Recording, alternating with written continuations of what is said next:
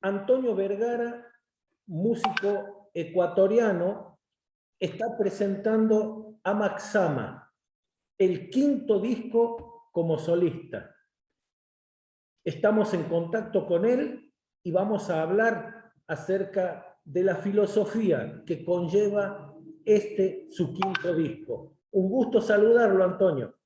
Qué tal, Emilio? El gusto es mío de poder estar con ustedes y poder compartir este trabajo que en verdad nos tiene muy felices por cómo la gente lo ha recibido y por cómo lo han hecho suyo. Como lo presentaba recién, ¿cuál es en sí la filosofía que tiene Amaxama? Ya, mira, Amaxama, comenzando, que es una palabra creada, que me llegó, y es un palíndromo. Quiere decir que la puedes leer de izquierda a derecha, de derecha a izquierda, de cualquier manera. Y en ese proceso creativo, ¿no? De trabajar en el disco, empecé a jugar con las letras y se terminó armando A-M-A-X-A-M-A, y se armó un círculo. Y bueno, eso del palíndromo, del círculo, al final, ¿a qué conclusión llegamos? Que la música, que la vida es eso, es un ciclo eterno que no termina, que no se detiene y que al final nos motiva, ¿no? Nos motiva para seguir haciendo, seguir creando, seguir viviendo, dependiendo de cómo tú o como cualquier persona reciba el mensaje del disco. Entonces, en resumen, ¿cuál es la filosofía de este trabajo? Eso, demostrar que la música es un ciclo que nos da vida, tanto para el que la crea como para el que la escucha, y que es un ciclo que no termina y que no debe terminar, porque si se detiene, no hay vida, literal. Y sin duda que es un ciclo que no se termina y que en este caso reúne a grandes referentes de la música de México, de Argentina misma y de la India, entre otros. ¿Cómo se logra esto, Antonio? Y es un poco complicado lograr que tantas personas se sumen a un proyecto, pero lo bonito es que creyeron al final en la propuesta, le hablé, solicité, propuse y aceptaron, ¿no? Y qué bonito estar grabando con gente en Bombay, unas tablas, esas percusiones de la India, o estar acompañado ya por segundo disco consecutivo con Jorge Durietz, por ejemplo, entre otros, o con casi 15 músicos repartidos entre Cuba y Francia en la última canción del disco. Algo bonito, algo maravilloso, un poco complicado, pero, Desde luego. pero, pero se logra cuando todos hablan el mismo idioma, que es el de la creatividad, el del arte, se pueden hacer muchas cosas. Le pregunto, Antonio, ¿qué representa para usted las canciones Jagrag Gupta y A Media Voz? Ya, bueno, mira, el tema originalmente, el disco debía haber iniciado con A Media Voz. Y como su nombre lo dice, como arranca la letra, despertar el encierro y demás. ¿Y qué sucede? Que le di libertad creativa a la persona que ejecutó en la India ese violín, ¿no? Violín de la India, y él terminó metiéndose tanto en el tema e identificándose con la obra que realizó ese intro. Y cuando uno escucha ese intro, lo primero que se me vino a la mente, dejando a un lado la letra ya de a media voz, es que suena como un despertar, pero no un despertar en la mañana o cuando tu cuerpo se despierta, sino un despertar del espíritu. Y entonces le dije eso a él, ¿no? Ahí, en los dos buscando un idioma neutro, en este caso el inglés. Y le dije, esto me suena a mí como un despertar de la mente. Y él me comenta que en hindi, el idioma que se habla en la India, Jagrukta quiere decir despertar del espíritu. Entonces, por eso se puso de esa manera el nombre. Pregunto a propósito del significado de Jagrupta, despertar el espíritu. ¿Cuán necesario es despertar el espíritu durante todos los días y más allá de las circunstancias, pero particularmente ahora en este contexto de pandemia que estamos viviendo? Bueno, hay gente que tiene un apego espiritual, hay gente que no lo tiene, ¿no? Entonces, respeto tanto al que necesita ese, esa motivación desde adentro, como al que no la necesita, ¿no? Todo criterio es válido. Para mí es muy importante aquello. Es bueno estar en paz con uno mismo para poder empezar a hacer y a decir. Y eso se proyecta en ese disco, proyecta mucha tranquilidad. Y para proyectar tranquilidad, debes estar tranquilo. No solamente es una pose, no es una actitud. Ya proyectando esa tranquilidad, se va. Y el que no lo hace también es válido, tendrá otro medio, ¿no? Otro recurso para hacerlo. Hay gente que, no sé, que busca su equilibrio comiendo, busca su equilibrio, no sé, leyendo, depende, ¿no? Todo camino es válido y respetable, ¿no? Pregunto, Antonio, ¿Amaxama es un despertar de la conciencia de la humanidad? Más que es un despertar, quisiera que de algún modo motive a la gente no sé, a seguir. Más que como una consigna que es un despertar. Yo procuro eso, que lo usen como una herramienta para pensar, para que se den cuenta que siempre está a nuestro lado la música. No, cuando nos tomamos el tiempo de escuchar los latidos de nuestro corazón, ya están con un ritmo, tenemos música en nuestro cuerpo. Entonces, ese es más que nada, más que ser un despertar, vendría a considerarlo una incitación a que lo sea, a que uno se encuentre al final. A propósito de eso, ¿cómo se resignifican el lenguaje musical en las 11 canciones que tiene Amaxama? Ay, es algo interesante. Mira, porque en mi anterior trabajo, por ejemplo, fue mucho más rock, un disco muy rock, muy a tierra, de un power trio, batería, bajo, guitarra. Mi fuerte es la guitarra eléctrica, ¿no? Me gusta improvisar, esa onda bien pesada. Pero también tengo a la par mi faceta como productor musical. Entonces, cuando ya produces a diferentes artistas, lo que sucede es que de alguna manera estás ayudando a cumplir sus sueños. Y ahí no puedes encasillarte en lo que a ti te gusta hacer como persona, como músico. Tienes que acomodarte a lo que el artista quiere, a su idea y a plasmarla de la mejor manera posible. Entonces, este trabajo en sí es eso, no es enmarcarse en un estilo de música en particular, no es enmarcarse en quiero que suene así, sino que esté de todo para que el que, reitero, se identifique con tal o cual tema o con tal o cual letra, lo haga suyo y que le sirva como herramienta. ¿Se puede crear, Antonio, desde la individualidad a lo colectivo? Siempre, siempre, por supuesto que sí, porque así arranca todo en la calma de, bueno, en mi caso, ¿no? No lo pongo como palabra santa, pero en mi caso es así. Uno empieza solo, casa adentro. La, muchas veces lo he dicho, mi proceso para escribir la música es algo extraño porque es como que si sintiera que algo en algún momento me dicta las letras y yo simplemente las transcribo. Más íntimo que eso, más individual que eso, imposible. Y luego encerrado en el estudio, compartiendo ese trabajo con tal o cual músico, empieza ya a multiplicarse, ¿no? Esa onda y empezamos todos a resonar con ese trabajo. Y luego, cuando ya lo lanzas oficialmente, haces esto, el disco deja de ser tuyo ya individual no va a ser más y empieza a convertirse, tal vez de alguna forma, en la banda sonora de alguien de ese momento en particular de su vida. Mira, fue el disco lanzado hace un mes y algo, un mes y monedas. Y ya en Spotify, por ejemplo, ya alcanzó las 100.000 reproducciones. Y en diferentes lados. Entonces, está, de la idea sola de estar, de ese momento de estar papel en mano soy de papel, no soy de escribir las letras en teléfono, pero de papel en mano, estar solo en la noche, cuando llegue la letra, a que la escuchen otras 99,000 y pico de personas, está la prueba, ¿no? Sí se puede, por supuesto.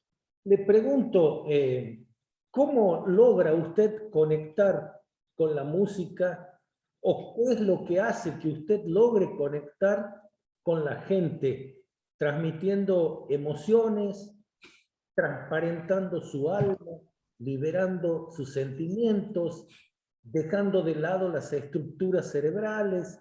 ¿Qué es lo que hace concretamente, Antonio? Pues todo, un poco de cada cosa que se acaban de mencionar aquí, ¿no? Es todo eso. Yo creo que se refleja en por lo menos ya analizando mi trabajo en particular, de alguna forma la tranquilidad de la persona y, y eso la gente lo valora, ¿no? La autenticidad de lo que uno dice. Yo soy muy creyente en no decir cosas, más aún cantarlas, no cantar cosas que no las siento. No creo en eso, o sea, no me van a escuchar nunca. Si tú no estás, me muero. No, eso no, porque es como un decreto de vida. Yo lo veo así. Entonces, si escribo algo, tiene que ser muy, o sea, tratado con pinzas, de un modo muy cauto para no condenarme de alguna forma, para llamarlo así, a lo que voy a decir, a lo que voy a interpretar. Entonces, ahí volvemos, ahí parte todo, desde esa autenticidad, de esa tranquilidad de hacer nada prefabricado, que suene también, ya hablando de la parte sonora, que todo tenga un sonido muy orgánico, que suene a tierra. En este álbum hay, mira, mezclado ese violín de la India con un bombo, para que se entienda, un bombo legüero, más o menos. No, se van mezclando todos esos elementos y generan esa afinidad con la gente, ¿no? Más un discurso que te digo, trata de ser lo más eh, sincero posible. Antonio, me lo dice en palabras sencillas, ¿qué, qué es lo que representa cuando uno dice Amaxama, el disco psicoactivo? Ya, perfecto.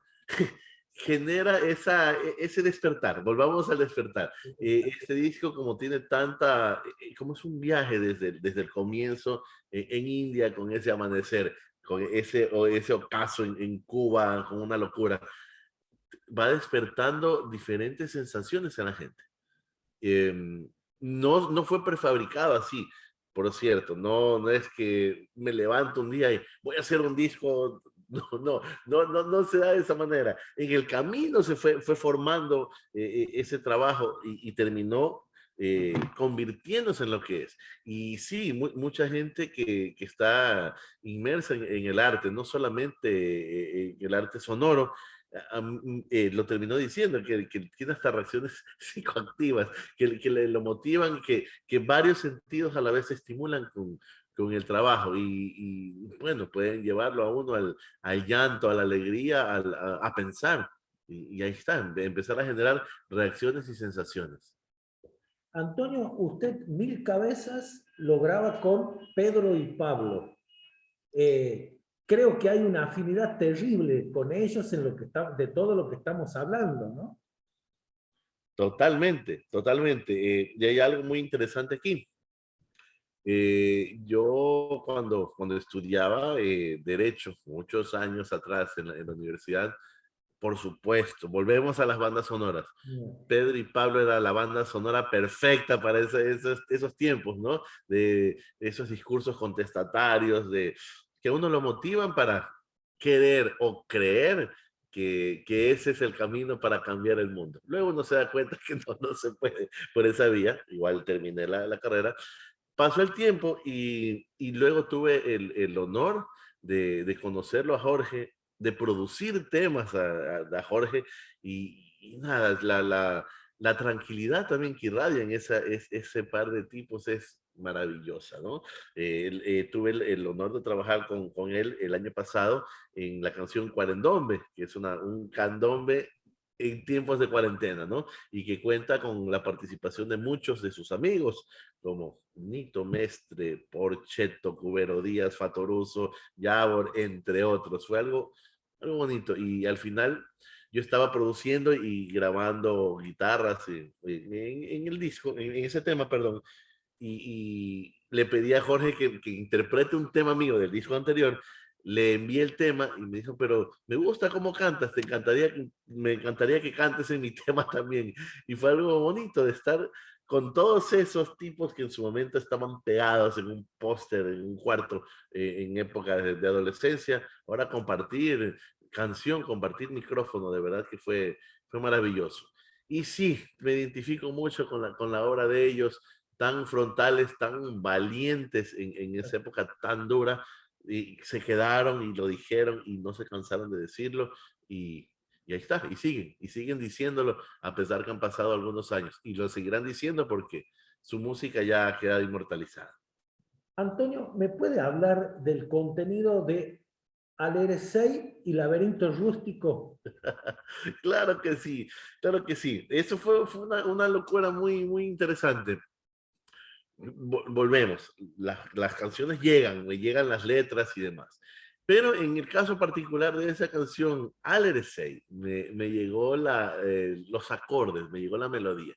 Y cuando yo estaba grabando esa melodía para ya trabajarla en algún momento ya la letra, empecé a manera no sé, para marcar simplemente las palabras. Nunca lo había hecho. Empiezo a grabar y sale, LRC, LRC, LRC. Solo fue un juego de letras juntas al azar para marcar una métrica. Y bueno, tenía eso ahí, quedó guardada esa guía cuando empezamos a trabajar. La letra, bueno, se habla de tantas cosas bonitas, ¿no? O sea, me pregunto si prevalecerá ese mito de vivir en sociedad justo con esta cuestión del encierro, pensando aquello. Em, Salió muy country esa canción, pero muy country. Y quise fusionarla con un coro gospel. Allí, en la parte de los coros, aparece una querida amiga, precisamente de Jorge también, que conforma con su voz el coro argentino de gospel. Y también está mi mamá ahí cantando esas partes, ¿no? Y al final del tema, como ya manera de una predicadora de gospel que cae en trance, una voz femenina que revienta, que irrumpe. No fue fácil encontrarla, pero al final apareció. Quien la hace es Denise de Agua Turbia, que es la primera banda de rock psicodélico, o una de las primeras bandas de rock psicodélico de Sudamérica. Ellos son chilenos. En 1969 sacaron su primer disco y generaron un revuelo total en esa época. Una sociedad tan conservadora como la sudamericana a finales de los 70 y en la primera portada de ellos, los cuatro chicos salen desnudos. Una locura. Y bueno, ella fue la persona que pudo entender el mensaje y lo hizo. Y quedó algo bonito. Es una canción que ha hecho, literal, me ha dicho mucha gente que ha hasta llorado cuando escuchan esos coros, los motiva y con una palabra inventada. Volviendo, poniéndole colación de nuevo al querido Jorge, cuando le mostré la canción, le encantó y me dijo que a él también le gusta mucho esa broma, broma interna de inventar palabras y todo. Le da como una felicidad porque ya el hecho de inventar palabras es algo interesante. Sobre el laberinto rústico, bueno, una canción que, no sé, que hace pensar que a muchas personas los ha quebrado literalmente, se han emocionado tal vez por la tristeza ejecutada, evocada en ese piano tan magistralmente tocado por un querido amigo mío, maestro cubano, grabado en México ese piano, o por o tal vez sea por la letra, por ese contenido a la par, ¿no? Es muy metafórica esa letra, pero a la gente le llega, ¿no? Y en el proceso de mostrarla, aquí en el estudio, la emoción a veces de mostrar un trabajo cuando se está cocinando, mucha gente empezaba a llorar escuchándola y eso no me pasaba con el álbum de Rojo, con los trabajos anteriores. A la gente se conmovía y fue algo bonito porque, mira, volvemos a la parte musical y ese apego mío al rock nacional, lo llamo así también ya como un homenaje. eh, Le pedí a mi amigo, quiero que interpretes esta canción. Le pasé obviamente ya la melodía, los acordes, pero la quiero con una ejecución muy clásica. Y bueno, el cubano tiene esa escuela clásica y como referencia le envié, qué mejor que Desarma y Sangra de Serú Girán. Esa canción le mandé. Él no había escuchado, no lo había escuchado a Charly García, no había escuchado a Serú Girán, pero, pero se nota esa influencia. Yo quise que la haga con esa influencia y al final eso quedó plasmado en una canción que en verdad me encanta y me estremece. Si estoy mal parado, me tumba esa canción también, pero en el buen aspecto, en el buen sentido.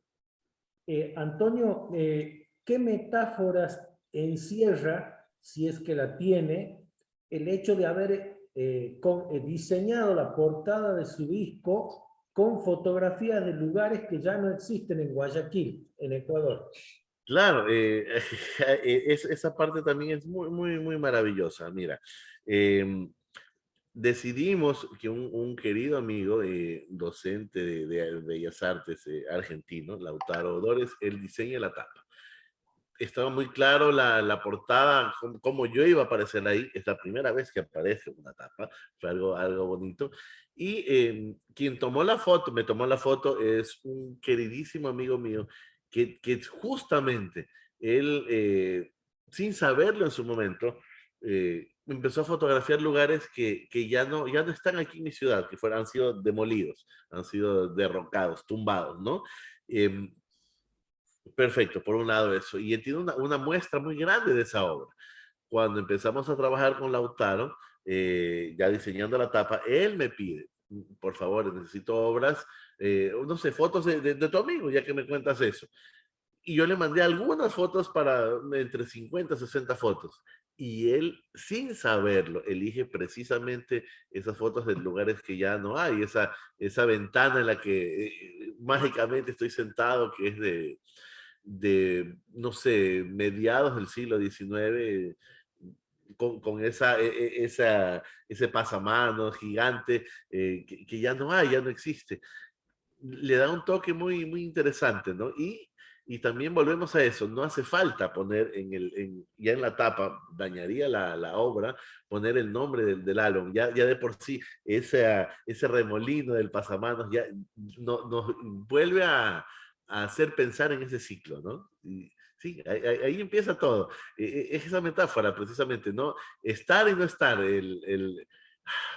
¿cómo decirlo? Como cuando uno tal vez le pasa a alguna persona que sueña, pero cuando sueña siempre va en su sueño a algún lugar muy recurrente que puede existir o no puede existir, o un lugar que lo marcó en su niñez, y uno vuelve a ese lugar.